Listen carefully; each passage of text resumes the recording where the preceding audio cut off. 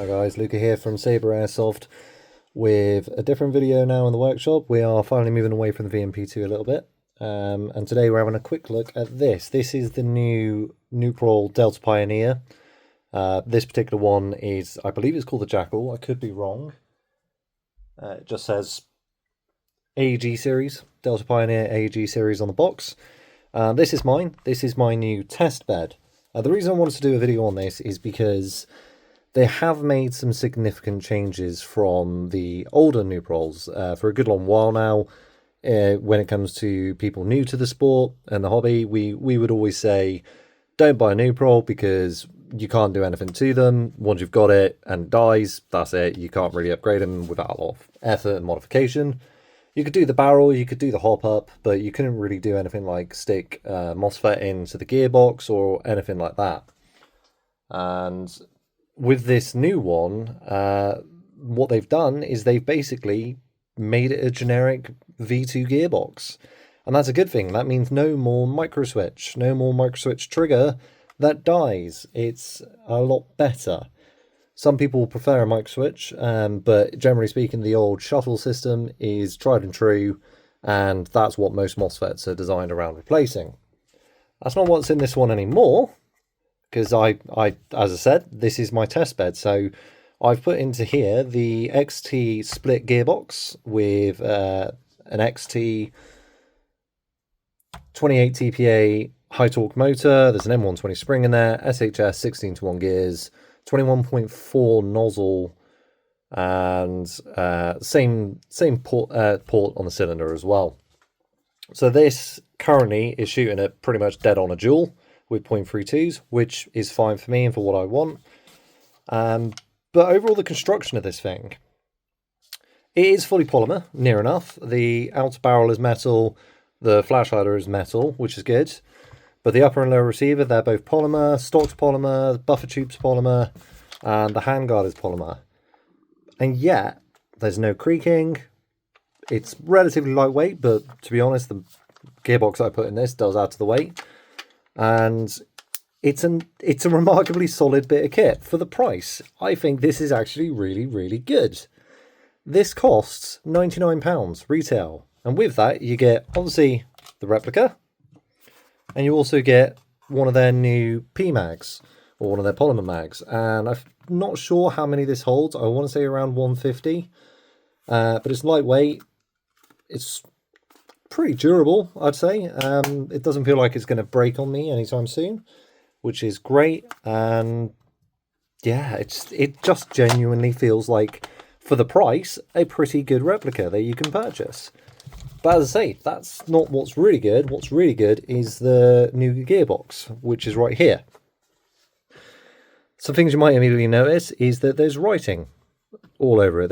They've printed various things on there. I'll just bring it closer to the camera for you, so you can see that they're telling you that's sector gear, spare gear, bevel gear, tappet plate, etc. So if something goes wrong and you're new and you've never been inside one of these, you at least know what each part is called, so you can find replacements. They've still kept the same quick change spring system that they had in the old gearbox. I'll just get that out real quick. I remember it being a bit annoying to do by hand. Still annoying to do by hand. There we go. And just like usual, there's quite a short spring here. Not as long as normal springs. See if I can just quickly get one for you.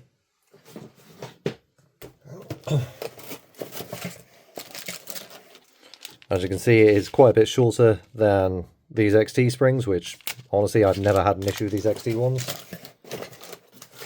And it did chrono at about 1 joule-ish on 0.25s, or was it 2.8s? I can't quite recall right now. But obviously I've since pilfered a couple of parts from it, so it's not really fair for me to try and chrono off of this. But when I was looking at this, I did notice some similarities to other replicas that I've dealt with in the past. And the most obvious one is the hop-up unit.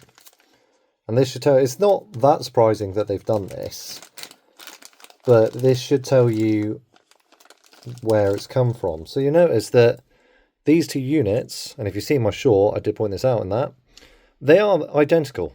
The only difference being the colour. Otherwise, they are absolutely 100% identical. The hop rubbers are the same. The barrel's the same. This unit's the same. Absolutely everything about it is identical, which tells me that this has been made in the same factory as a Spectre replica. You know, the ones that everyone says, if you're going to get something that's cheap to begin with that you later upgrade, get a Spectre. This doesn't come with MOSFET out of the box. You would need to install one if you wanted to run an 11.1. You can run it without, but you're more likely to burn the trigger contacts out a bit quicker. So let's have a quick look inside this gearbox. As I say, there's nothing special about the rest of it. It is just a polymer replica that is quite cheap.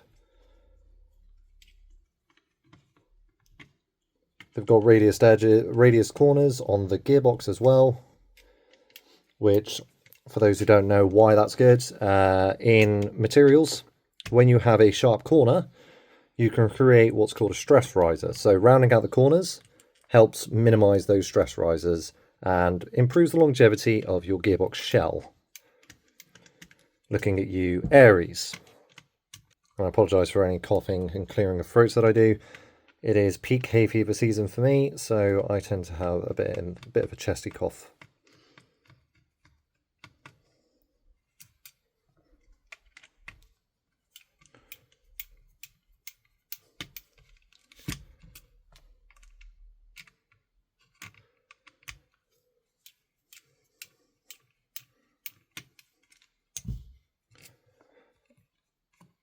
Oh, missed a screw. There's a lot of screws.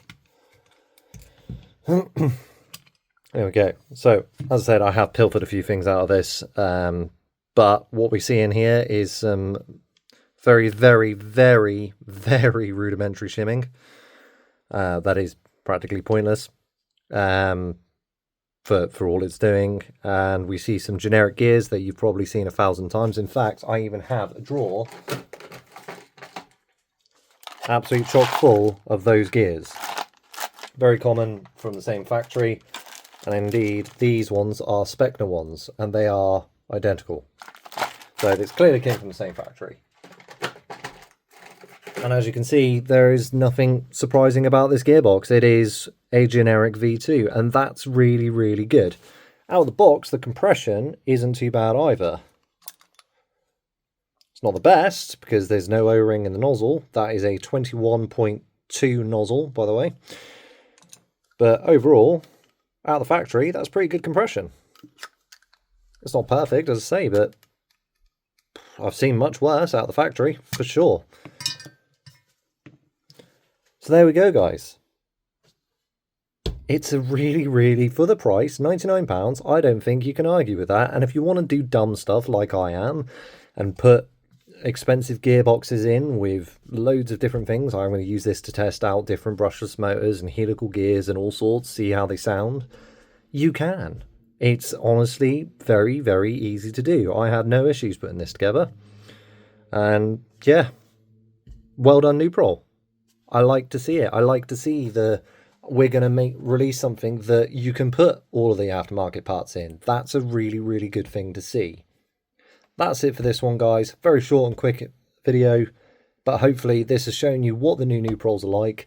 And if you're on a budget and you need something that's just going to work, or you can do bare minimum things too, just to get it that a little bit better, this isn't a bad shout at all. If you don't like polymer, you're not going to enjoy it, but I think it's worth it. Anyway, that's it for this one, guys. Catch you on the next one.